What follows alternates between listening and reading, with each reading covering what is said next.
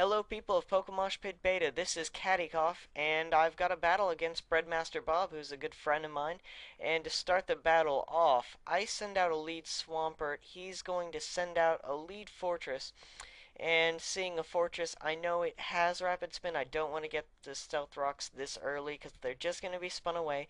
So I go ahead and go for that Scald, and that's going to hit the Fortress, do pretty good damage, and he's going to get up his own Stealth Rocks. I really can't do much. I was kind of expecting him to stay in, get up the spikes, but he doesn't. He goes out into Rocket Man. I get off a Scald, and with my luck, I get a burn on the Rocket Man, so I won't have to attack it directly to get rid of it, as the residual damage will rack up, and rack up fast. So now I send out my Karachi, which is my Jirachi, to take the expected energy ball, because I was thinking this is an expert belt set, just with no leftovers, and all this stuff. He wasn't doing that much damage, he wasn't that speedy. But now he's going to switch out Spin Me, and I was thinking he might go for a fire type move. And I switch out into Captain, which works out great. I'll get off another Scald, but actually I go for the Earthquake, just trying to not be predictable. So the Spin Me gets hit with an Earthquake, and I still don't want to set up those Stealth Rocks. So he sets up the Spikes, and I'm thinking this isn't a good situation. As I have a Volcarona on this team, it already loses half its health from the Stealth Rocks. The Spikes is just going to be worse. So I go for the Scald, and that's going to bring the Spin Me quite low. And I was thinking, you know what? It probably won't predict this, so I'm going to go ahead and Stealth Rock this turn. And that works out great as he switches out into Latios. And I was thinking, I want to stay in and see what he's going to do. So I stay in, go for the Ice Beam this turn. And luckily for me, he actually predicts me to try to get rid of the Rapid Spin, seeing as he's forcing me to switch out. And it doesn't work out, and I get off the Scald, and that's a dead Fortress. So that is so much better. The Stealth Rocks are going to stay up. And now the Celebi comes in. I wasn't really scared of the Celebi, but I didn't want to get hit, so I go ahead and switch out into my Salamence. Now, I knew Salamence was probably my best choice, as it could do damage to most of his team, and it works out great as he sends an Evil, which is a SpongeBob reference, awesome, and it's a Volcarona. And I wasn't scared of it, as this is a mix set. People don't really know what to expect with it. So I hit him with the Earthquake, and that takes him out. Now Rocket Man comes in.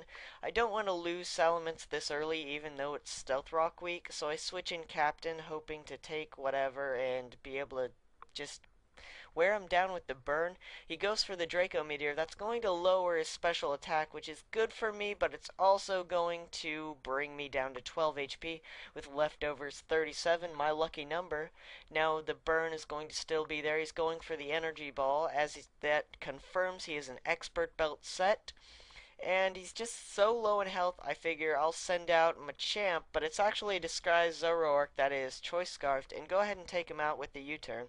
So that takes out the Latios, which wasn't a big problem at all this battle, which usually they are. And I get to switch out into Tardis, expecting this to actually be my best chance at forcing something in to take huge amounts of damage. Sends in Grable, and I was thinking, it's probably not Choice Scarf, so I'll just stay and go for the Draco Meteor, hope that that does massive amount of damage, even if he switches out into something. And it does do massive amounts of damage, but it doesn't KO, and Rock Slide's going to take out Salamence. So now I have this conundrum of Grable, and I just switch out the Choice Scarf to take him out, and that'll just help out. And looking at his team, the rest of them are actually weak to the Dark type, so this Zoroark is going to do a massive amount for this team. And I'll just be able to hit the Pringles with the Night Days, and that's going to do significant damage, but it's not going to be enough to take it out, and Pringles is going to hit the Scald, and my Zoroark is going down. Not a huge deal, as I still have so many Pokemon in reserve that I'm just going to switch out into the real Machamp. And the real Machamp has Payback, which is going to be able to take out the rest of his team also. I go for that Payback, and he really can't do much. I don't know what he was hoping for. I guess he didn't want to get Celebi hit with the Payback.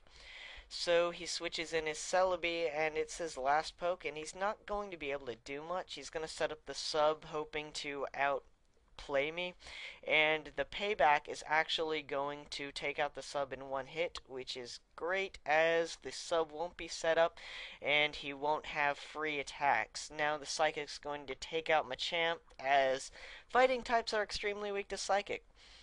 So in this turn, I go into Anacarval, which is Volcarona, and it takes a huge amount of damage, but I was expecting it to be faster, and this is true.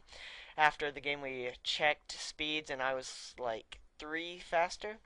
So that is the game, and BreadMasterBob had a great game. If you like this video, go ahead like, check out my channel, and you know what? You should subscribe to Pokemoshpitbeta, because this is where you find the cream of the crop of unknown battlers.